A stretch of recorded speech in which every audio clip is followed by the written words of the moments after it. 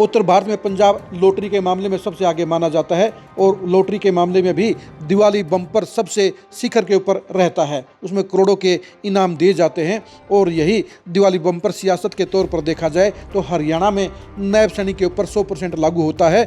उनके लिए 2024 की दिवाली भी बम्पर दिवाली थी, उनके लिए 2025 की दिवाली भी बम्पर दिवाली है, क्योंकि नायब सैनिक ही हरियाणा में एकमात्र ऐसे नेता हैं जिनकी सुपर डुपर दिवाली लगातार 2 बार गुजर रही है, मन रही है।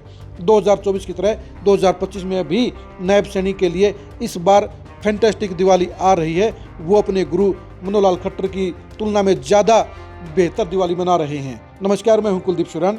आज हम खरी न्यूज़ में चर्चा करेंगे गुरु और चेले के दिवाली के अंतर की, नायब सैनिक और मनोहर लाल खट्टर की दिवाली पॉलिटिक्स के आए फर्क की और हरियाणा की सियासत में बीजेपी की दिवाली की।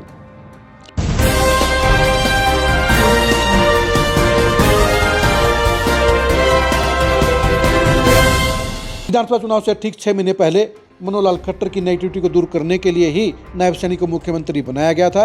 नायब सैनिक की अगुवाई में बीजेपी की लगातार तीसरी बार सरकार बनी और नायब सैनिक को भी एक्सटेंशन मिल गई। उन्होंने दूसरी बार सीएम पद की शपथ ली और 2024 की दिवाली उनके लिए ज़िंदगी की सबसे बेस्ट दिवाली रही, सबसे बम्पर दिवाली रही।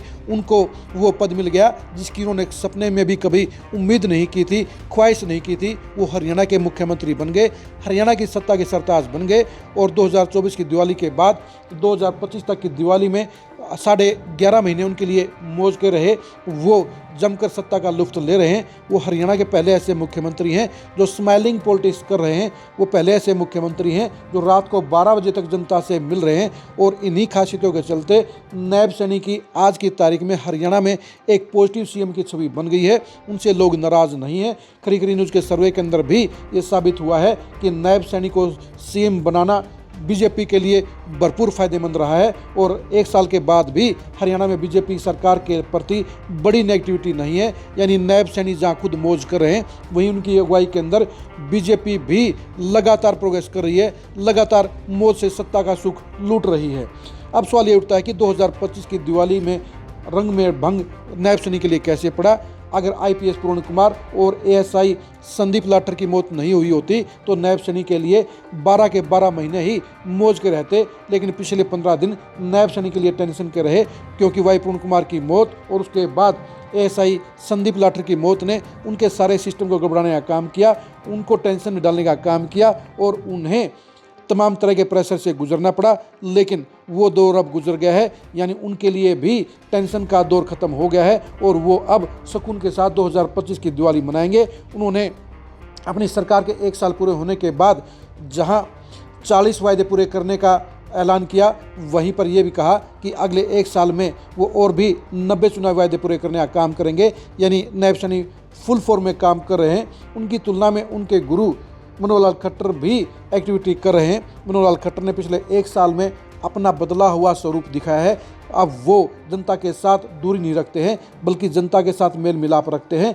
बीजेपी संगठन से जुड़े लोगों के साथ भी वो प्रेम से बात करते हैं, मुस्कुरा कर बात करते हैं। फील्ड में भी वो पूरी एक्टिविटी दिखा रहे हैं। यानी मनोहर लाल खट्टर को यह एहसास हो गया है कि 9.5 साल में उनसे क्या गलतियां हुई थी, 9.5 साल में उनके व्यवहार में क्या नेगेटिविटी रही थी। वो उन नेगेटिविटी को ख़त्म करते हुए अपने आप को भविष्य के लिए तैयार कर रहे हैं। अब देखने की बात ये रहेगी कि बीजेपी हाईकमान क्या उन्हें राष्ट्रीय अध्यक्ष बनाती है या हरियाणा की पॉलिटिक्स में 1.5 साल के बाद उनकी वापसी होती है। कुछ न कुछ ज़रूर पक रहा है। यह खिचड़ी सेंटर के लिए पक रही है या हरियाणा के भविष्य के लिए पक रही है, ये तो समय ही बताएगा। लेकिन आज की तारीख में ये कह सकते हैं कि गुरु की तुलना में चेले की दिवाली बढ़िया मन रही है। चेले के घर में पूरी खुशी है, चेले के सर्कल में पूरी खुशी है और चेला पूरी शिद्दत के साथ सत्ता के मज़े लूट रहे हैं, ले रहे हैं। और आज की तारीख में वो हरियाणा की सियासत में सबसे मज़े के पॉलिटिशियन साबित हो रहे हैं। आप नायब सैनिक की पॉलिटिक्स के बारे में क्या सोचते हैं, कमेंट करके ज़रूर बताइए। 2026 की दिवाली नायब सैनिक के लिए कैसी रहेगी, कमेंट करके ज़रूर बताइए। क्या 2029 तक नायब सैनिक हरियाणा के मुख्यमंत्री रहेंगे, इसके बारे में भी कमेंट करके ज़रूर बताइए। नायब सैनिक की पॉलिटिक्स की अंदर की कहानी को जानने के लिए आप लगातार खरी न्यूज़ के साथ बने रहिए। आप हमारे फेसबुक पेज को फॉलो कीजिए, आप हमारे यूट्यूब चैनल को सब्सक्राइब कीजिए। नमस्कार।